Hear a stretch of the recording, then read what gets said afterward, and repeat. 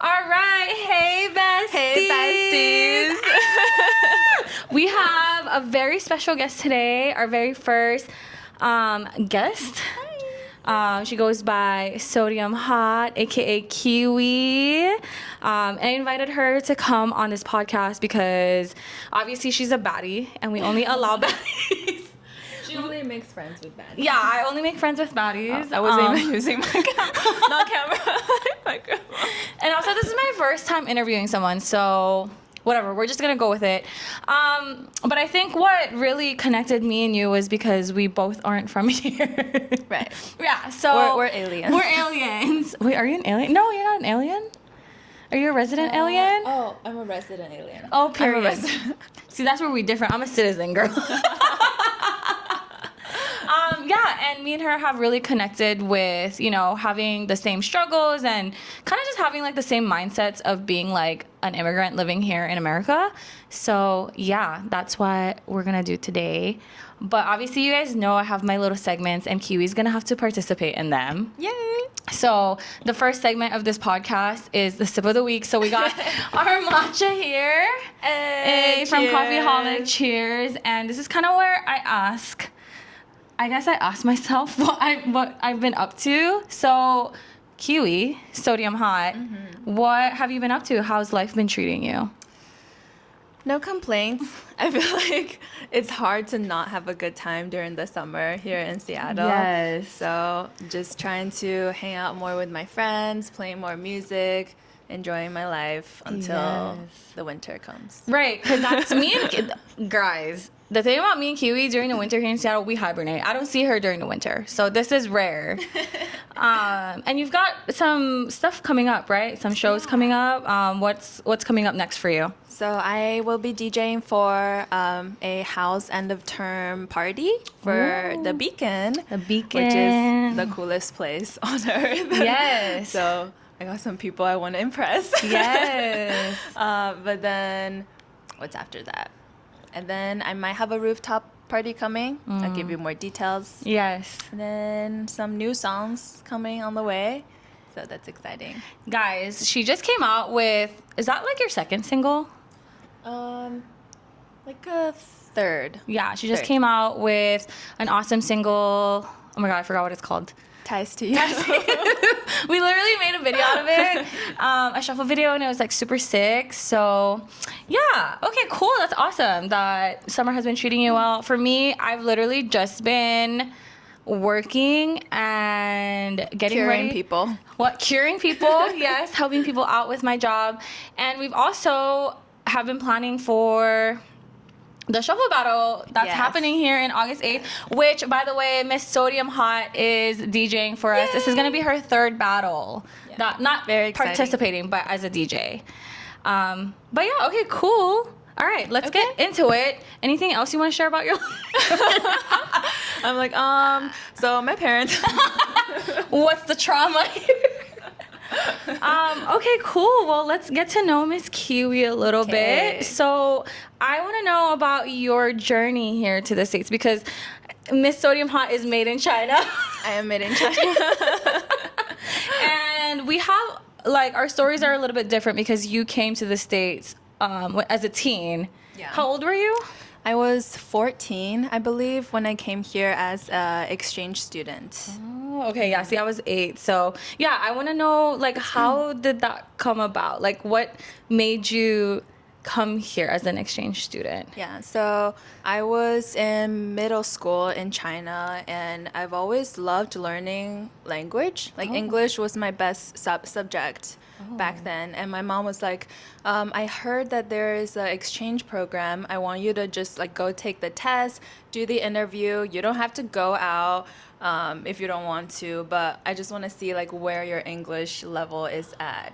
So I did the test, did the interview, and I was the only person that passed, like, in my city. But I came from, like, a very small city that nobody knows. Say with your chest, girl, I'm number 1, she said. Yeah, and my mom was like, okay, maybe we should just go. Like, you should just go out there and see what's up. Yeah. So I was like, okay, I'll do that.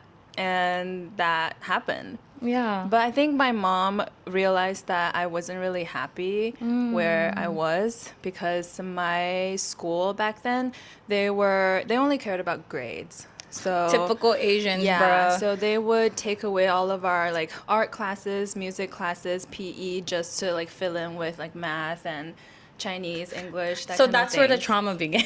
Basically. Yeah, and like Wait, as sorry, hold on. Is yeah. this school in China or this was in the States already? That was in China. That was in China. Yeah. Okay. So that was my That's middle so, school. Wow. Damn, Asians, they just expect you to Asians. be freaking smart. Yeah. Okay. And my tests back then, like every single big exam, they would put like the first 400 people on the grade thing. Yeah. On like a big piece of red board with your name and your score, just so everybody knows your rankings. And that was so traumatic. That for is me. so traumatic. Yeah. Whoa. Oh man, I thought Philippines was bad. Guys, China's bad apparently. But I don't think that's a thing anymore now. Yeah. That people are more aware of, well-being of kids. Yeah, they didn't care about our mental health back Yeah. then. Okay, so you did the exchange test and then where did you move to? Like where was the first where did you go? California, right? No. So my first landing point was Utah. Utah. It was St. George, Utah, and I went through this organization that finds host families for Okay. international students. Yeah. And they found me a amazing family in St. George who has 5 girls. Okay. So I had a lot of sisters for my first year. They were very musical. Oh. Yeah. My host mom was a piano and vocal teacher. And they're very big in their in the Mormon community. Mm-hmm. So they would do like musical sessions just to sing gospel music, and that was like Oh. it was like what you laughing? I don't know. I laugh at everything. But yeah, I think they played a big role on my musical journey. They kind of like Oh my showed me gosh, I love different ways of that. singing, which Were is you really cool. always musical? I would say so. My grandpa was an opera singer.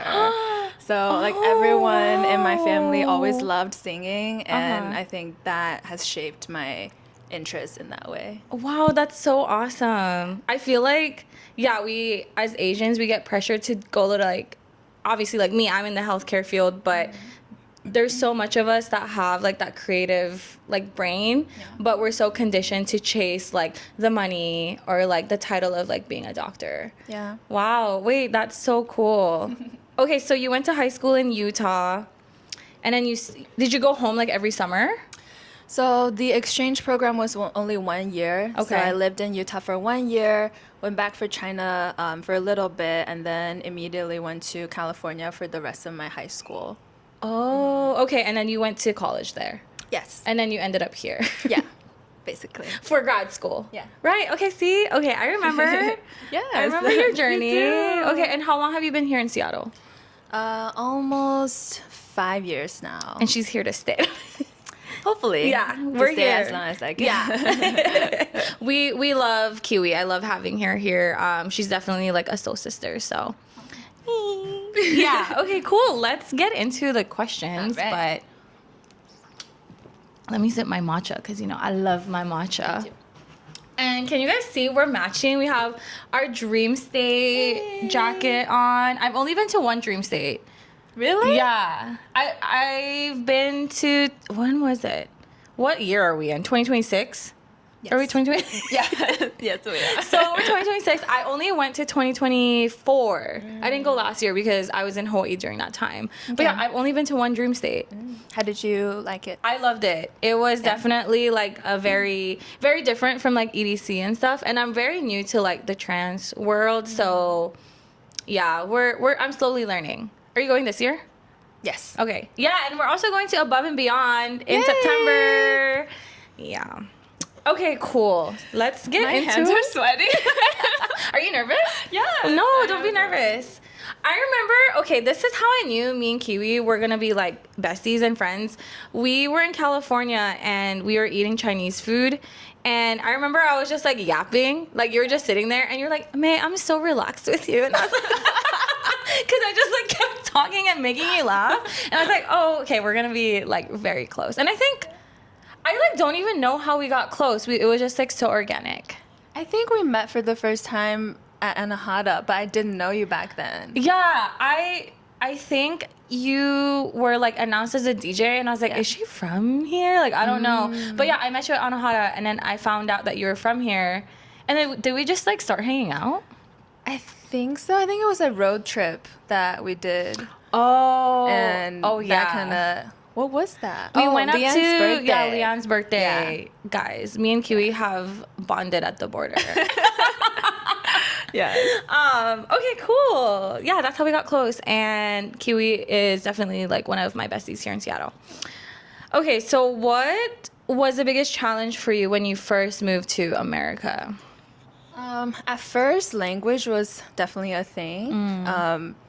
I think it took me like 2-3 weeks to really get into the flow of just having my life, like everything in English. But I'm glad that I came here at such a young age because I guess it was easier for me to adapt to new things. Yes, and we be adaptable. Adaptable. We're very adaptable. So were you fluent in English when you first moved here already? I would say like maybe daily conversations. Okay.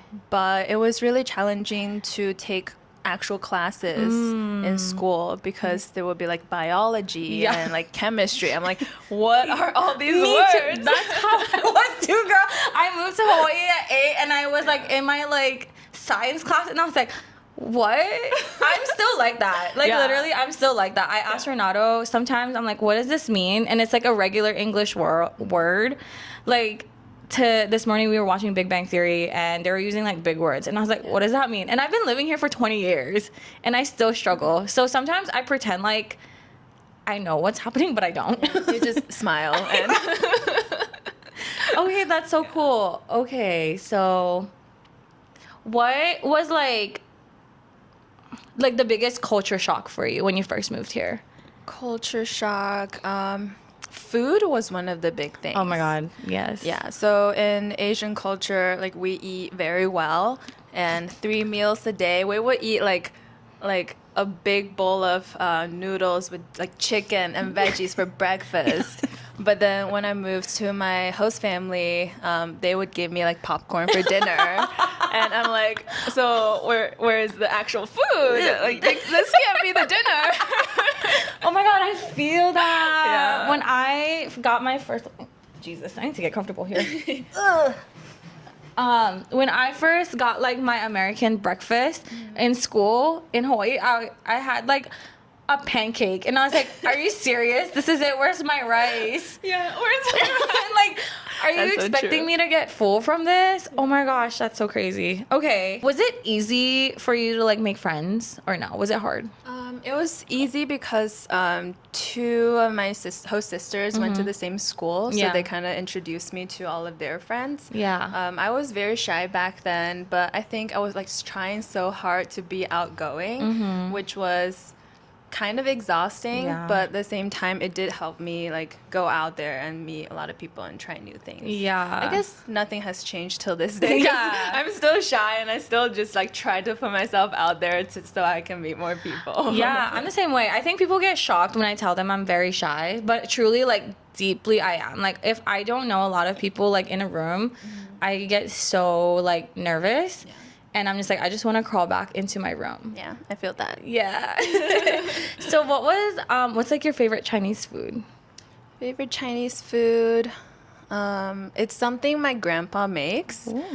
He's from like a little village close to where I was born, and he will make this gigantic pot of soup that has like different types of meat that was like cooked with, I don't know, there's like steamed and then you like fry it, and then there's also fried tofu Yes. and seaweed and sweet potato. It's just like a very wholesome meal. It's called chuan tang, but I don't think people know what that is. Is there an English word for it? It probably means like just some sort of soup. Yeah, like does it have like rice? No. Oh, okay. Yeah. So in China, did you grow up like more in like a smaller part or like smaller town? How close are, I don't know China at all. I know Beijing. And so, like, what was it like growing up in China? So I was born in a province that was really close to Beijing. So it was it was in the north. And it was called Shanxi, and my city is called Changzhi. It's like a tiny I city. love your accent. Thanks.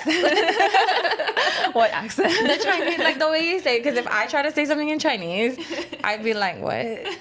How do you say it? Yeah.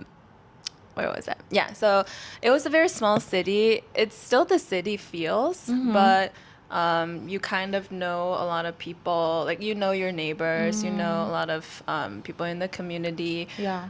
But I guess growing up, it was like the same group of friends that I knew from like a baby, and then we just kept hanging out until Yeah. middle school, and then until I moved here. Okay. Yeah. So So it's just like a like, tight little city. okay, what is there to do around like your city? Like as far as like did you grow up playing sports or like music? What did you do growing up in China? Good question. Back then, since I was pretty young, I didn't really have a whole lot of freedom Yeah. to like go do crazy things.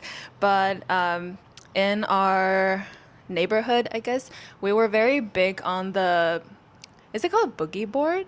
Yeah. yeah, I don't yeah, know so what it's it's like- called here like that. in the States, but in Hawaii we call it boogie board. Oh, okay. Yeah. Yeah, so it's kind of like the skateboard, but it has like a thing in the middle, and you kind of like do that. I think you're What was it talking about the ripstick. Ripstick, Yeah. yes. Girl, boogie board What is for is the boogie water. board? Oh, like okay, the like the little like it's not a surfboard. It's like a smaller like a surfboard. half, like a little yeah, bit. and Oh, instead of like okay. surfing, you're like laying on top of it. That's yeah, what no, at least it's that's what a not boogie board is for me. I don't know. Yeah. Okay, so you played like not a lot of. Okay, so were you like outside a lot, like growing up? Kind of. So we would go out when the like night comes, I guess, like, after school and everything, and we lived in apartment buildings, and then once the night hits, you will hear my friends like yelling at people's names down there. They'll be like my nickname was Guai Guai back then. That was my Chinese nickname. That is so cute. Yeah. Wait, that's so cute because that's how it is in the Philippines too. Really? Like growing up. Really? Yeah. Yeah, like we would just I don't know how to explain it, but I know what you mean. Yeah. Yeah. Okay, cool. And then when did you start like getting into music? Let me think. Also, I forgot to mention Kiwi's also a shuffler. So she's a singer. Yay. She's a singer. She's a DJ. She's a shuffler. She's a baddie. She does it all. I just love like expressing to music. Yes, so. I love that. It's hard to pinpoint. I think it was when I first started college. I met some friends. Oh yeah. So college, I started playing in a band as a lead singer. Oh. Yeah, and I met a lot don't of think I friends knew this. through that. Wow, that's so cool. But we would do like rock songs, which Oh, okay. isn't Like Paramore? like Chinese rock songs, Oh, and then okay. like we did Coldplay, Uh-huh. and we did Water Parks. I don't know if you heard of them, but it's like punky rock. I think I was just trying really hard to be cool. Right. but- That was what the cool thing was. At least for me, like I loved like the alternative rock growing up. Not in Hawaii, what the people I grew up with, they weren't into that, but I was like into it because I was an internet kid. Yeah. And that's what I saw like on YouTube is like alternative rock and Yeah. stuff. Oh, that's so cool. Okay, so you started, but you like were always singing growing up though. Yes. Okay. Yeah. Yeah, same in I would Filipino. just sing in my shower. Yeah, and stuff. same. Yeah. My shower head's very impressed with me. Yes. Okay, that's so awesome. And then when did you start DJing? DJing. My mom got me my very first DDJ thing. We love a supportive I know, mom. yeah. Back in 2016. But I never really touched it until COVID. Okay. It was just like too much for me to get into it. I'm like, I don't know where to start. Yeah. It was just collecting dust for Yeah. a few years. But then during COVID, it just became my obsession.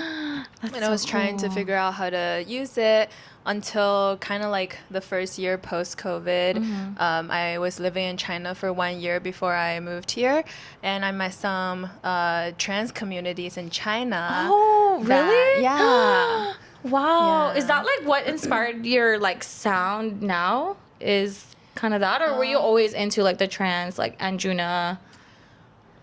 I would say I've been very into that for a long time. And my inspiration was some of the people that I met through the band during college. I see. Yeah, I gotta give a shout out to my friend Colin because, Shout out Colin. yeah, he was like the, how do you say, like a pioneer for my trance / house I love type that. of music. Yeah, he would show me a lot of good music. Yeah. And we ended up doing the Ferry Corsten fan collaboration, and that's how like my sounds and his sounds got out there. That's awesome. Yeah, and that like brought me a lot of opportunities, including the trans community in China, which I ended up DJing like for real for the first time with them. In China? So Wait, that's I how didn't things, know that. yeah, Whoa. got So like your together. first ever show, was it in China?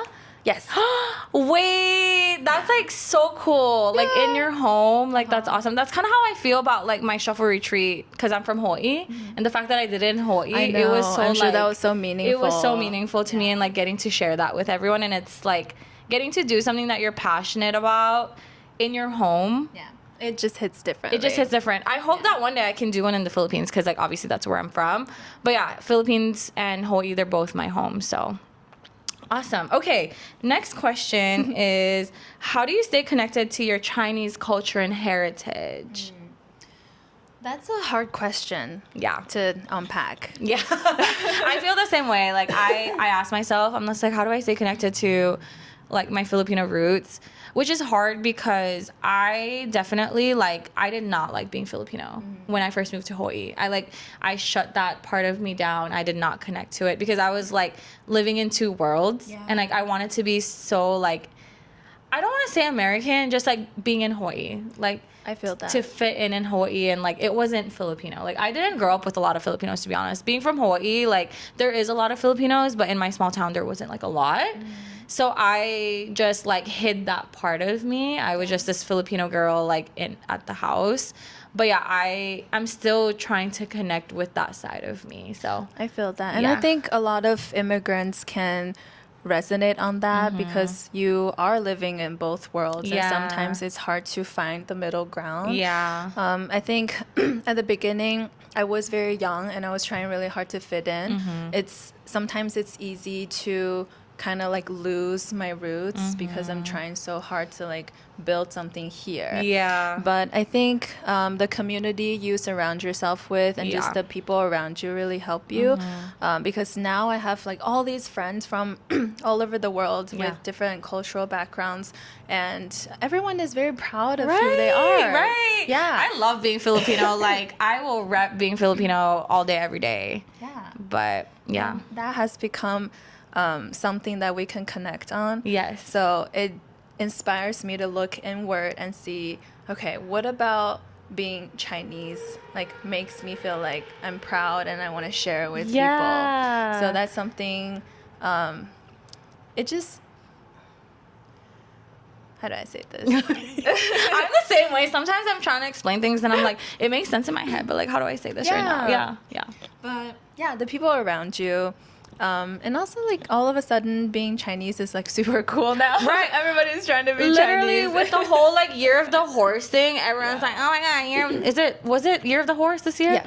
Like, oh my god, it's the year of the horse, and like I get it, do what you want, but like I grew up in the Philippines like celebrating each year, like the Chinese New Year. I'm just like, this is nothing new to me. But all of a sudden it's cool now. Yeah. But like growing up it like wasn't. Well, I'm very lucky because in Hawaii, it's like a melting pot. There's so many different like cultures. We have Japanese, Chinese, Korean, Filipino. So I grew up with a lot of like Asians, not so much Filipinos. And if I did, if I was hanging out with like Filipinos, they weren't like me. They like grew up in the States. So that's what made me feel like really isolated. Yeah. I think my biggest thing, the way that I stick to my Filipino roots is definitely the food. I was gonna say food is a big part. I love, What's your favorite, like, did I already ask this? The Chinese food? Chinese food, yeah. Okay, what's like your go-to that you make that helps you stay connected to your roots?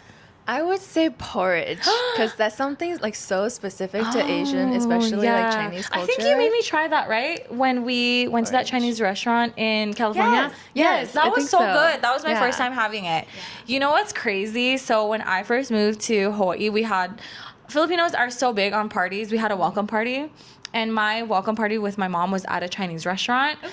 But because I don't think I ate a lot of Chinese food like in the Philippines, I did not like Chinese food. I remember like being at my welcome party and I did not eat. Oh no. I know, because like I just wanted like adobo and rice, like something Filipino. But yeah, I love it now. My auntie worked at a Chinese restaurant, so like that's what made me love like Chinese food. What's your favorite Chinese food? Is orange chicken one? Or is that Americanized You Chinese? did not just say that. Oh my gosh, I need to cook you Chinese I know. food. I need to get cultured and educated. Is that not Chinese? I guess it is, but like I've never heard of orange chicken before I moved here. Oh, Yeah. that's so crazy. Okay, my bad. Okay, well, She really just said orange chicken? It's literally like when people like ask me like, "What's your favorite Mexican food?" And before I was like, "Oh, I like Taco Bell." I'm gonna get canceled. Oh my god, sorry guys. Okay, well, chow fun is chow fun. Yeah. Yeah, I love like the noodles and stuff. Really good. I think I know a lot of Chinese food, but like I don't know what it's called. So yeah, That makes sense. But It's yeah. hard to like translate the name into that. Yeah. I love chow fun, and then when I was growing up, my mom would bring home like this roast pork. yeah. So I love roast pork. Okay. Yeah, I love that. Yeah. She's like, "Did you really just say orange chicken?" That was so funny. The Chinese people are gonna cancel me now. Do you struggle with like the difference with like the healthcare system with being from China? Because I know Chinese medicine is like, I love Chinese medicine. Yeah. It's like magic. It is basically magic. It's like, I don't know how to explain it, but like when you told me that you do like, not struggle, but when you told me about like Chinese medicine, I'm just like, oh, it's so awesome. So like, is there, what's like the biggest difference? Like with like Chinese medicine versus not like medicine itself, but like if you could kind of just like sum up like growing up, like going to the doctors there and like going to the doctor here, like what's like the main difference? Not in like a healthcare standpoint, but like what was, I guess, like transition from like growing up in China and like going to the doctors there, and then when you came here, what was like the biggest difference? I know this is a hard question. I don't really remember going to the doctors like as a kid growing up, but I did get sick a lot. But you know, my parents would just take care of me, so it didn't really hit me. But Yeah. I guess in China, at least where I was born, you go there and you take a number and you just wait to be called instead of like making appointments. Wow. Yeah. I feel like the Philippines is like that too. But I feel like nowadays they probably have like a scheduling system, but I'm not sure anymore because I don't go back that often. Yeah. I kind of like the appointment system here. Yeah. But sometimes like you can't get an appointment soon enough. So that's like a big difference. Like in China, you can go whenever you want. Like walk-ins are always available, and generally you can be seen the same day.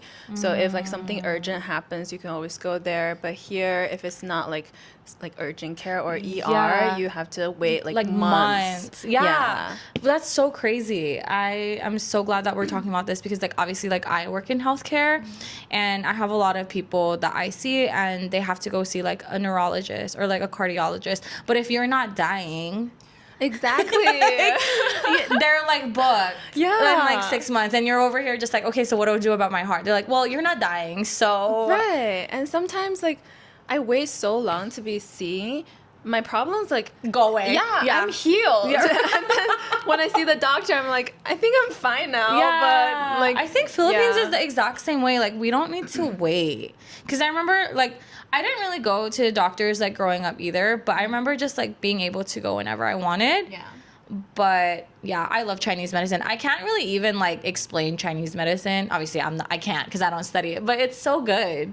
It is crazy. Yeah.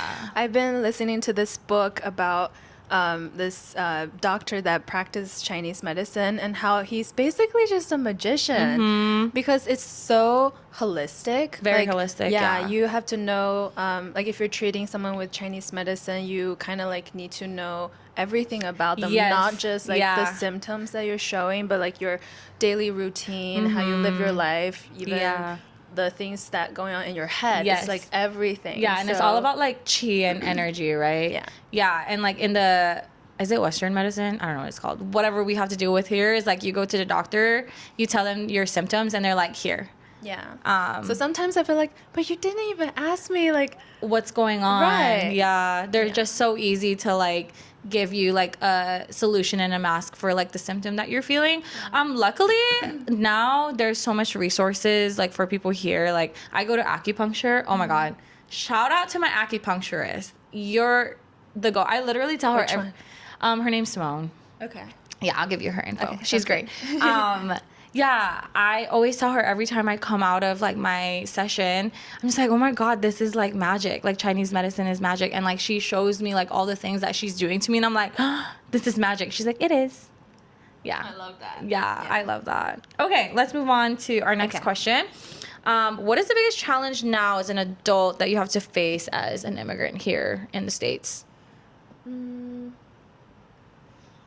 I think there are a lot of them, but one thing that I continue to, I don't want to say struggle with, Yeah. but continue to experience, Yeah. it's still that in between. Yeah. Because when I'm here, I don't feel like 100% here. And when I go Yeah. back to China, everything is so different. And Yeah. China like changes so quickly. Yeah. So I have to like keep updating myself to fit like back into my home country, I guess. So just always trying to find a place for myself and find that Yeah. sense of belonging. Yeah. I guess. And the other thing would be. Oh, wait. Okay, I forgot. We can come back to this. We can go back to it. Yeah, I feel that so you go home pretty often to China. I try Yeah. now, maybe like once or twice a year. Okay. Yeah. Yeah, I feel the same way because like I grew up, I'm stuck in 3 different worlds. So I'm like, obviously the Philippines is one of them. And then Hawaii. Hawaii itself compared to here is so different. Yeah. So I still feel like I don't belong in one place because like I love that I'm from Hawaii. And sometimes because I'm from there and like I hang out with like a group of people, I'm just like, fuck, like I don't belong here. Like it's really, really hard. But I've learned that like that's what makes you is just like embracing like all of those like different layers of you. But I Yeah. totally understand. And for me now, like I don't really know what's going on in the Philippines. Cause like I haven't been back since I left. I'm actually planning to go back next year. Okay. Yeah. So I need to like update myself as to like what's going on there because for like a long time I was like fuck the Philippines, like I don't like, not that in that way, but because like I was an immigrant, right? So I just like shut that part of me down. And now like as an adult I'm like, wow, like I need to start embracing like my roots.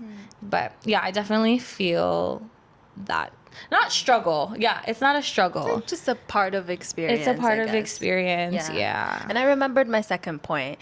It's the Downloading. Yes. It's like the constant changes with policies of traveling. Because I'm not a citizen here yet. I have a green card, and that process of like coming into America and going through customs, it Yeah. always changes. Oh, And there's yeah. always that anxiety of like something happens and they won't let Right. me in. Oh my So I always gosh. get nervous like going back to China and then coming back. But it helps if like Jay is with me Yeah. because you know he can help me there. Shout out Jay. We love you, Jay. I love you. I miss you. We need to hang out. I'm gonna come over. Yes, anytime. Yes. Okay, yeah, I feel that. Okay, cool. How long is the flight from here to China? Going there, I think like 12, 13 hours. Do you and go coming straight back. or do you like have like a layover I somewhere? go straight. So from Seattle to Shanghai. Chinese people are so like they're also athletic, right? Like the sports there in China is also really big. I think sports is getting bigger now, but back Well, I can't really speak for everybody, but just my experience growing up, it wasn't really that big because everyone is so focused on grades. School. Yeah. Philippines is the same way. Like I didn't know anything about sports until I moved to Hawaii, and I was like, wait, what is this? Like we don't just do school. Yeah. But I know like what is China known for in sports? I don't remember. Ping pong. And that's like the only sports I played, and I was really good. I swear they're like known for like, oh, man, I should know this because like I watched the Olympics and They're stuff. really good. Is it gymnastics? I don't remember. Gymnastic and then diving, like high, like jump. Oh my gosh, I don't know what it's called. Yeah, Like, I feel that. No, I used to watch the show. It was like a gymnastics show, and they made it seem like the Chinese were just so good at gymnastics. But it was like a show, right? So I don't know how true that is. It was Make It or Break It. Did you ever watch that? Yeah, they canceled it, but okay. Anyways, they canceled it. Okay, my last question before we wrap up this episode. I'm so happy that we're doing this, by the way. I know, it was so fun. We're just yapping. Yes. I was really nervous. Yeah, I love learning about your experience, especially when you have like 3 different impacts. I struggle with it, honestly, like till this day, because I feel like sometimes I really like don't belong here. But like I have a good like the shuffle community is really welcoming and stuff, but yeah, even like in healthcare, sometimes like people will be talking to me and I'm like, I don't understand what you're saying. Like, I don't know. And people will tell me their experiences as to like what they're experiencing. And I'm like, I can't relate, like truly. But yeah, I just embrace it because I love living here. I love living here in the States. So the States. Okay, cool. Last question I have for you, Kiwi, is what do you miss the most about China? Well, first, it's definitely my family. Yes. It's really hard being so far away from them, especially when my parents are getting older, my grandparents are getting older. Yeah. Each time when I visit, I see the difference because I like rarely see them. Yeah. And every time like they get a little more white hair, they get a little more wrinkles. Yeah. It's so hard seeing know. that, and it makes me really sad. I wish I can spend more time with them. I'm the same way. Yeah. I'm the same way. Because, like, traveling to Hawaii is so expensive. And, like, I always have this, like, struggle with, like, okay, do I, like, go experience new things or do I, like, go home and, like, see my family? Yeah. I'm really lucky because my mom, she pushes me to experience, like, a lot of different things. Like, she doesn't make me feel bad about, like, coming home and stuff. But, like, deep down inside, like I still struggle with like a lot of like shame and guilt because I'm like I should be going home. Yeah, I get that. That is hard. Okay, did you have a second one that you're gonna say that you miss about China? Yes, it's the. Wait, actually, I think I know the answer to this. Which one is it? You miss the delivery. Yes! Wait, can you talk more about that? Like, we don't have that here. Then, if you miss it, So the food delivery system is crazy good in China. All the stores, well, not all the stores, but most of the stores, they open till very late, if not 24 hours. Yeah. So you can always get food. And the food delivery, it's like a huge job market right now. There's so many people either working full-time or part-time as delivery people. So there are a lot of dispatch